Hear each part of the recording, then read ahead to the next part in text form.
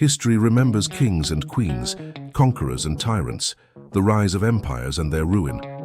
Yet sometimes the truest legacy of a people is not found in their wars or in their crowns, but in what they create with their hands, in the art they leave behind, in the stories carved into bronze and ivory, in the symbols that outlive both swords and thrones. And nowhere is this truth more vivid, more haunting, more controversial than in the story of the Benin bronzes. Imagine walking into a European museum, London, Berlin, Paris, and seeing gleaming bronze plaques and sculptures lined neatly along glass cases, each one intricate, regal, timeless.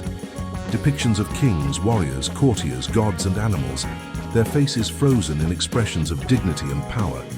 Yet here is the controversy. Here is the wound. These masterpieces are not European, they are African.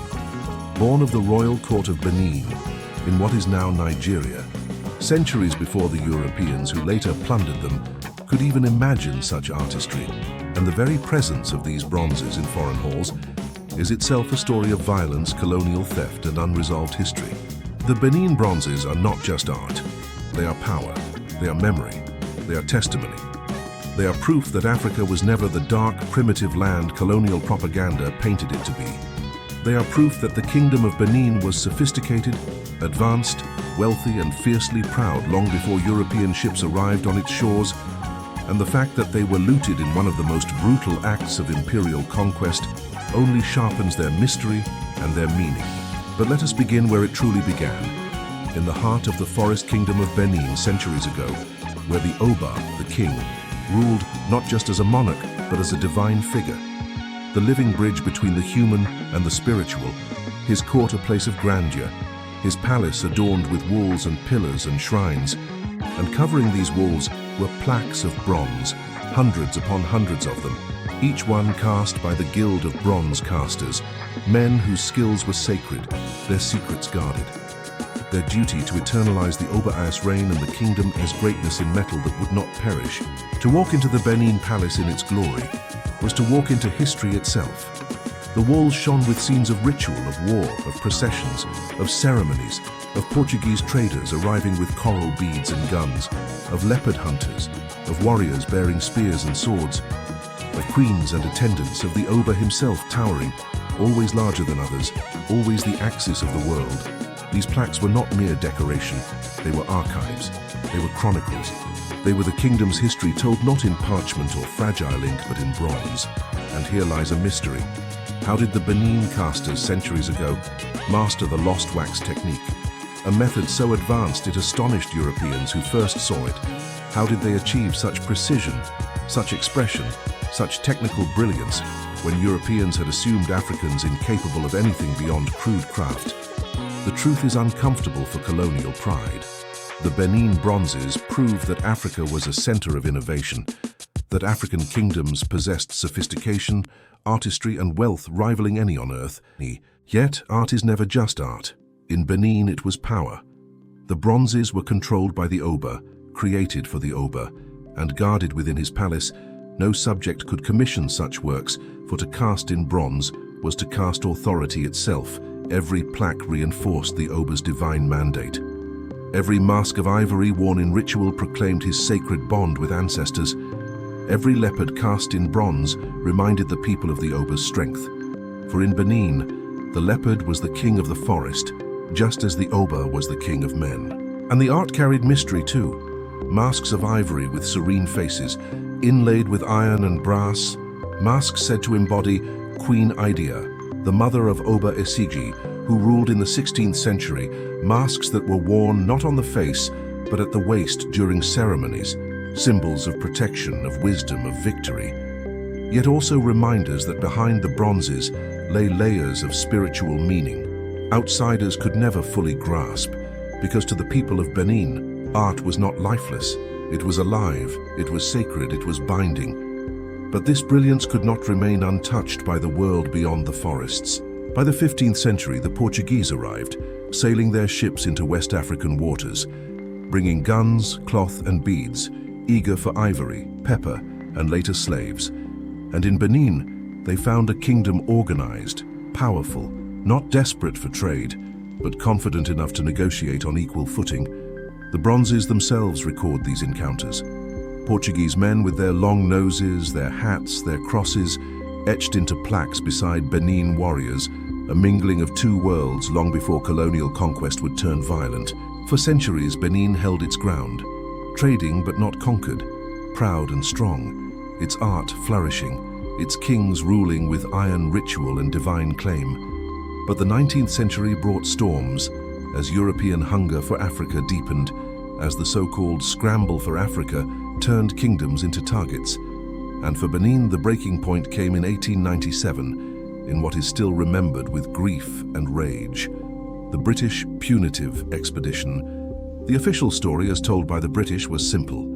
Benin had obstructed trade, had resisted British interference, and when a delegation entered the kingdom, it was attacked, so Britain responded with force. But the truth is darker.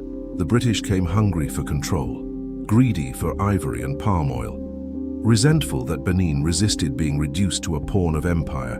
And so when their delegation was indeed attacked, perhaps provoked, perhaps forewarned, it gave London the excuse it needed. They dispatched soldiers, sailors, machine guns, cannons and fire to teach the Oba and his people a lesson in imperial power.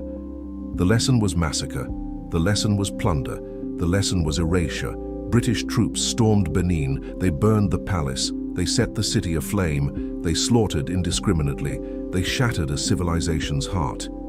And in the flames the bronzes were seized, thousands of them, ripped from the palace walls, carted onto ships, auctioned in London, dispersed to museums and private collectors across Europe and America, torn from their sacred place, displayed as trophies of conquest, proof to a colonial world of its supposed superiority, even though the bronzes themselves disproved that lie. Think of it. The art that once told the story of Benin, to Benin itself now telling another story. A story of theft and humiliation, a story of Africa's greatness stripped bare and paraded in foreign halls. And for more than a century, the bronzes remained in exile. Silent witnesses to empire, silent accusations in glass cases, their labels cold, their context erased, their meaning rewritten, their presence in London or Berlin or New York defended as preservation, when in truth it was possession, and possession born of violence. Yet the bronzes also became weapons of truth, for as scholars, artists, and Africans themselves saw them, they shattered the myth that Africa had no history, that Africa was incapable of civilization, that African art was primitive. The bronzes stood as defiance, as living evidence that the continent had achieved beauty and power equal to any, long before Europe arrived with guns.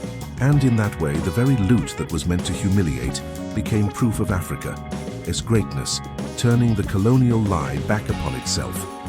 And so we come to the present, where the mystery and controversy remain alive. Should the bronzes stay in European museums, where millions can see them, but where they remain as colonial trophies? Or should they be returned to Nigeria, to Benin City, where they can once more live within their own culture, their own soil, their own meaning? Those who resist restitution argue that returning them would erase global access, that Africa cannot safeguard them, that history cannot be undone. But these arguments ring hollow, for what is access if it rests on theft? What is preservation if it denies justice? What is history if it refuses to confront its own violence? The debate rages. Some museums agree to return pieces, others delay. Governments argue. Legal loopholes are invoked. Yet beneath it all, the bronzes themselves remain silent, their faces calm, their lines elegant, their mystery intact, watching as generations fight over their fate, as if they know they have already outlived kings, conquerors, empires, as if they will outlive us too, as if the true power lies not in who holds them but in the truth they carry. That art is more enduring than empire, that memory cannot be burned, that beauty cannot be erased. And so the story of the Benin bronzes is not finished. It is still unfolding in museums, in Nigeria, in debates, in art studios, in the voices of Africans demanding their return, in the whispers of history itself. And perhaps this is their greatest mystery, that they are both past and present, both loot and legacy, both wound and weapon, both silence and scream. They are proof. They are power. They are the face of Benin across centuries. and through them the kingdom still speaks, not in words, but in bronze that glows with memory, with pride, with defiance. So when you next see them, behind glass or in a photograph, do not see them as mere artifacts. See them as voices, as survivors, as witnesses to fire and survival. See them as Africa's unbroken pride, and remember that history is not just written in books. It is cast in bronze, it is carried in mystery, and it waits for us to listen.